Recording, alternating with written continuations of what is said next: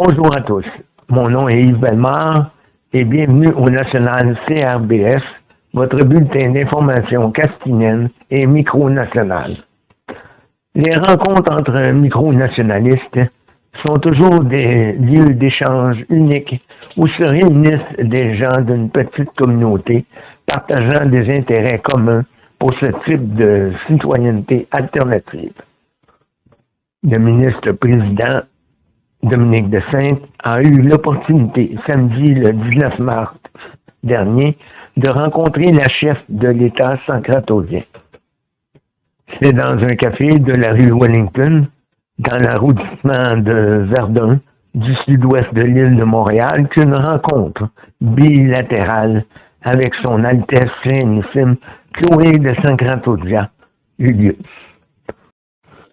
Les deux dirigeants micronationaux ont eu l'occasion d'échanger sur l'actualité micronationale et spécifiquement des enjeux politiques, notamment en matière de transport et de développement durable dans la grande région laurentienne. Les gouvernements castinien et sancratosien sont tous deux membres de la conférence de Santiago depuis janvier et février respectivement. Cette réunion est la première entre deux dirigeants de micronations faisant partie intégrante de l'organisation à l'extérieur du continent sud-américain. La principauté de Sancratosia est une micronation partageant le même aire géographique que Saint-Castin. Elle a déclaré son indépendance le 1er décembre 2021. Elle a pour particularité d'avoir la lingua franca nova comme langue officielle aux côtés du français et de l'anglais. C'est une micronation protégeant une réelle proximité avec la culture castinienne, spécialement au degré culinaire.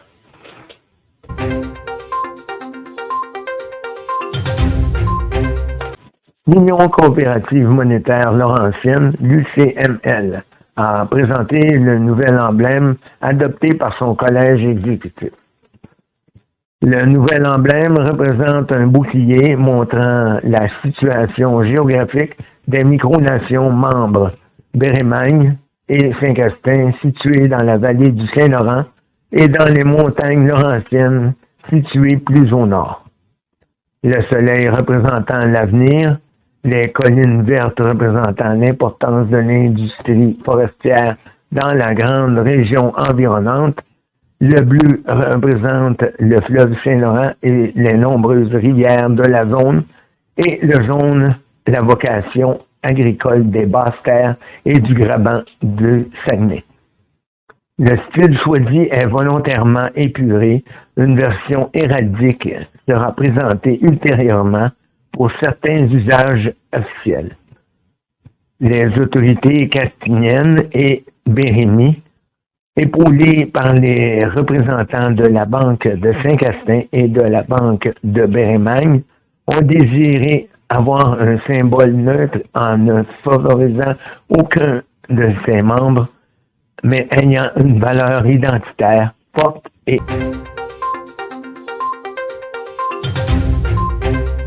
la micro-francophonie a fêté le 27 mai 2022 dernier son 7e anniversaire de fondation.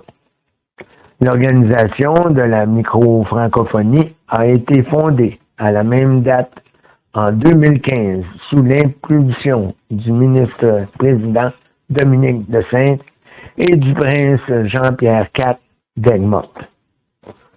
Très rapidement, 4 autres micronations se sont joints, soit Angélistan, Eliantis, Padrum et Sandus. Depuis ses débuts, elle a su devenir une organisation inter-micronationale de premier plan et respectée.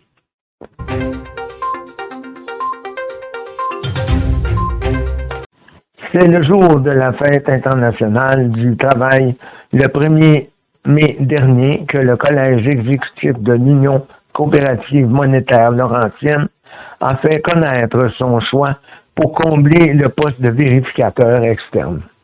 C'était le prince régnant, Aigues-Mortais, son Altesse Sérénissime Jean-Pierre IV, qui fut choisi parmi une courte liste micro-nationaliste n'étant pas citoyen bérémie ou castinais.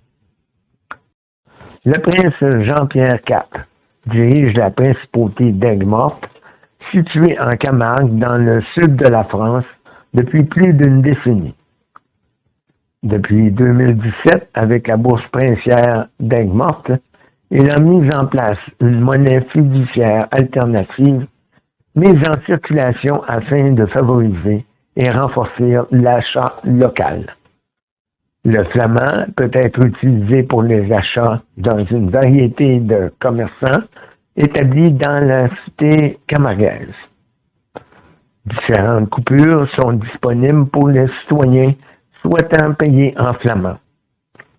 Le souverain Aigues-Mortais est détenteur d'un DEA, maîtrise en droit des affaires de l'Université Paris-Nanterre, et a travaillé en finance dans le milieu bancaire pendant des dizaines d'années. Il travaille toujours pour une grande banque française établie à la Défense près de Paris.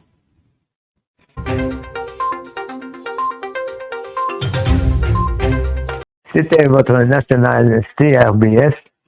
En mon nom et celui de l'équipe de la CRBS, nous souhaitons une magnifique saison estivale. Nous nous reverrons à la fin du mois de juillet prochain. Merci et bonne journée.